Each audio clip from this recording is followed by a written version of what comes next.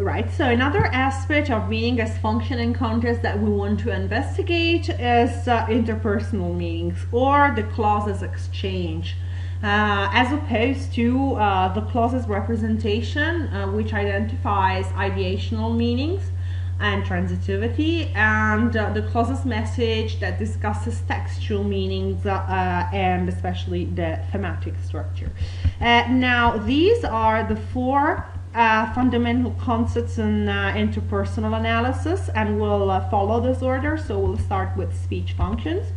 Okay, so speech functions are based on giving and demanding, and you see they can be they're articulated into whether the given and demanded are goods or services or information. And if it's goods or services that are involved, we talk about proposals, whereas if information is involved, we talk about propositions.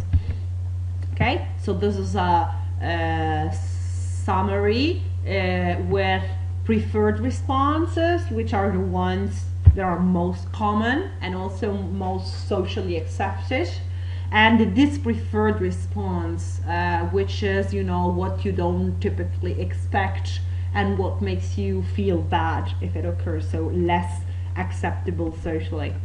Okay. Okay, so these are typical examples of responses.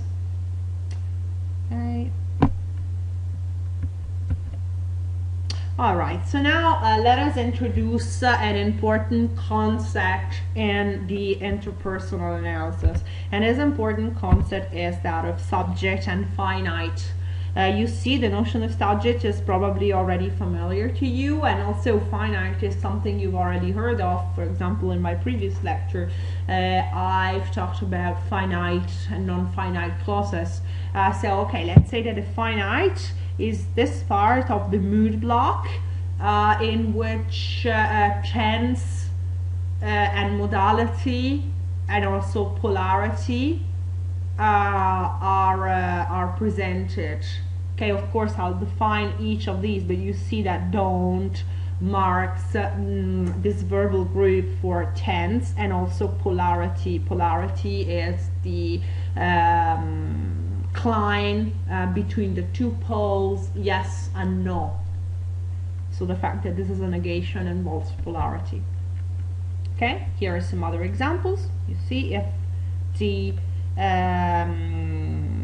interrogative mood is used, we have the finite before the subject, and here as well. Okay, so in this case you would have a proposition, yeah, and a request for information, and here you have an offer for goods and services. But in both cases the finite comes before an interrogatives, whereas it comes after the subject and declarative clauses. Alright, so this is a system network for the mood system. Okay, talk about imperative and indicative. And here we have some more information about the mood block. Okay, the subject, let's say it's the same as the grammatical subject of traditional grammar, even if before the end of this lecture you'll see that this is not the whole story, but let's for the time being, let's consider it to be the same, so this will be easier for you to grasp. So the finite, instead, as I said, is the part of the verb group in which tense is expressed and modality is expressed, and also in contracted forms, you know, like don't. The polarity is also in there, otherwise not alone would be considered to be a modal adjunct, but we'll see these later. Okay, probe is a check question. The probe for what, you will ask. The probe for the subject, and also the finite as well. The probe for the mood. So let's take an example. You read War and Peace, didn't you? You see, You read is you is the subject, and read is this individual word that forms the verb group, but the finite is not read, it's only the marker of the past, so did. That's why when you ask that question on a sentence like, or a clause like you read War and Peace, you don't say read you, you say did you. Finite and subject. Okay? So if you imagine time as if it was a line, that's the idea of tense.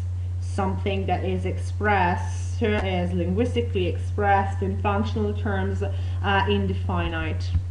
Okay, so you will wonder what's the rest of the interpersonal analysis. The rest, which is not the mood block, is the residue. Now, residue because it's what remains after you take out the mood block. And this includes the predicator, like the Duke is drinking, is the finite, drinking is the predicator, of course the Duke is the subject. And then you also have complements. Complements include what traditional grammar called the object, but not only that. Okay, let's say that they're all the elements that you can have in a clause that have the potential for being subject, but they're not. So let's say the Duke is drinking his cup of coffee. His cup of coffee is a complement, but for example, if I said Charles is the Duke would also be a complement there. Okay, so it's not 100% equivalent with the complemento oggetto. Okay, complemento oggetto is a kind of complement in functional grammar, but it's not the only kind of complement. Instead, if I said the Duke is drinking on the sofa, okay, on the sofa is not a complement in functional grammar, yeah, because it doesn't have the potential to be subject. Okay, so that what would that be? An adjunct, yes, a circumstantial adjunct. Okay, yeah, in that case, like in this case you see here as a prepositional phrase, it can also be an adverbial group. Drinks coffee happily, for example. Can happily be subject? No, so it's not a complement either. yeah, exactly. As I said, the residue is what remains after you take out the mood block, but actually there are also some elements that are neither in the mood block or in the residue. They're out of the interpersonal mood analysis. They're out of the mood analysis, and they're vocatives, like if I call your name, and expletives, that is some kinds of exclamations. Okay, let's see this quotation about the mood system. And another one talking about syntagmatic realizations, meaning the order in which you find the subject, the finite, and all the other elements I've been describing up to now. So the order is not casual, it's not by chance, but it depends on the speech function that it's realized, that is realized. Okay, so finiteness is a key concept here in mood analysis, and you see in many cases actually the finiteness, the finite element, is conflated with a predicator, so they're in the same word. Okay, this doesn't mean that gave is finite. Okay, it means that this word unites give, which is the predicator, plus the property of finiteness, past. So it's like here, yeah, past you could say, or ed if you want, but even if with an irregular verb it's not very nice to say ed, but you have to make it clear that gave itself is not the finite but includes the finite. Okay, these examples are obviously clearer because do is a tense operator. It's a mood operator, or an auxiliary, as traditional grammar would like to call it. Okay, and you still can apply the tag test, of course. The probe I told you about. You add a tag and you see that tag highlights the finite tense subject. Okay. Here is another example, the same one we've seen before about the Duke drinking in the evening. Okay. Here is an example with a WH question. You see, with a WH question, we have the subject as a WH element. Okay.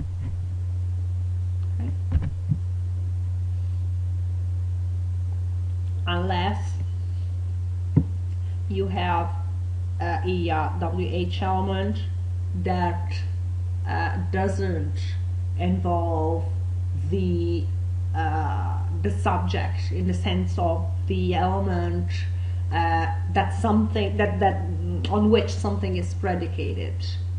For example, here, why can't where be subject? It can't be subject because it's a circumstance. Okay, say wouldn't even be a complement. It doesn't have the properties that are necessary for it to be subject. The subject is my coffee. So in this case, where is the residue? Okay.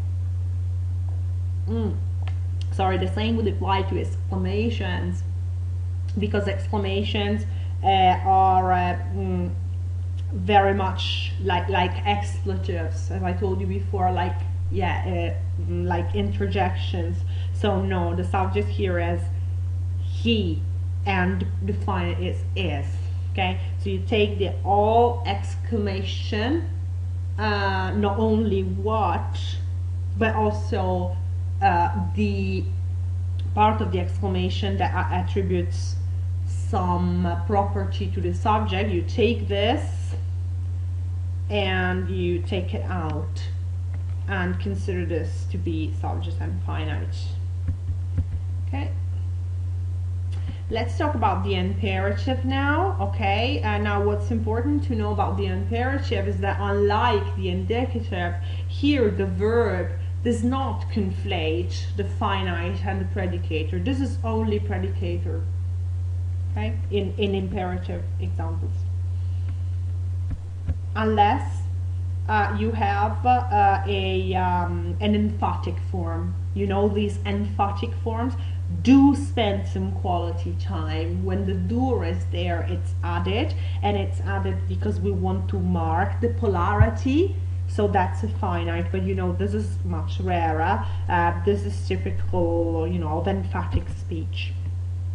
Okay, of course the same applies to negation, because you know there's a don't, and in this case we see that it's what would be described as an auxiliary in traditional grammar, and it's marked for polarity, in the sense that we use this to negate, to give a negative order, to deny, sorry, to give a negative order. Okay, so here we have another emphatic form. Okay, and here as well. Okay, now let's conclude our treatment of the subject, and let's see if it's really truly the same as the subject in traditional grammar. Well, actually no, because as I said, it's not the doer of the action. The doer of the action would be an actor. Instead, what the subject is the entity that's responsible for the truth values of the utterance, and it's also the entity upon which something, about which something is predicated. So, in Thompson's words, Jeff Thompson's words, the entity that the speaker wants to make responsible for the validity of the clause is the subject, and we may also describe it as the entity by reference to which the clause can be affirmed or denied, as Halliday and Mathieson state. So, this has as a direct consequence the fact that the subject of functional grammar is not exactly the same as the subject of formal grammar, and in some cases the tag probe, which is a good probe anyway, may not be 100% reliable. Let's see what I mean by this. Okay, this, as you know, is an emphatic form of the inclusive imperative. Let's call it a day. We can also say let's not call it a day if you want to, but the form don't let's call it a day also exists. In these cases, we will have the finite do, but what's really more interesting, I think, for you, and perhaps surprising, the fact that the string let's is a subject. Okay, here there's no tag probe, is there? There's no tag probe, but let's is a subject because it's the block that's responsible for the truth values of the utterance, and it's the block upon which we can decide if this can be denied in a way, and it is denied here, you see, here in the second example. Okay, and you see another interesting example is the one with there. You know, in English, when you want to ask a tag question with a clause that starts with there, you invert the finite and the there becomes the subject, and yeah, it is the subject. There should be another one like this, shouldn't there? This is the so there is the subject, and it's pouring down outside, isn't it? Okay, this may be a bit more straightforward than the previous examples, but okay, you know that this is a dummy subject. It's a dummy subject, but from the point of view of the interpersonal meta function, it is the subject. Okay, by dummy subject I mean that actually we all know that this refers to the weather, but the subject is not the weather, is it? That's the way in which I mean that it's a dummy subject. But for the purposes of interpersonal analysis, this is the subject, and so is the it in the second example in which we talk about the time. It was 7:30, wasn't it? So it is the subject, and we find it again in the tag probe. Okay, see another example. This is a discontinued subject. You see, it isn't surprising that Aristotle appealed to such principle, and actually if you paid attention to what I told you in the previous lecture about embedding, you will recognize that this, the one you see in double square brackets, is can also be looked at as an embedded clause because it's crucial in order to understand what we're talking about, what it is that is surprising. And this is a discontinued subject in the sense that they refer to the same entity. So they are the subject of the clause, and within the embedded clause you can also perform another kind of interpersonal analysis. Okay, that's all for the mood analysis, and I encourage you to study, and then please go on to analyze modality.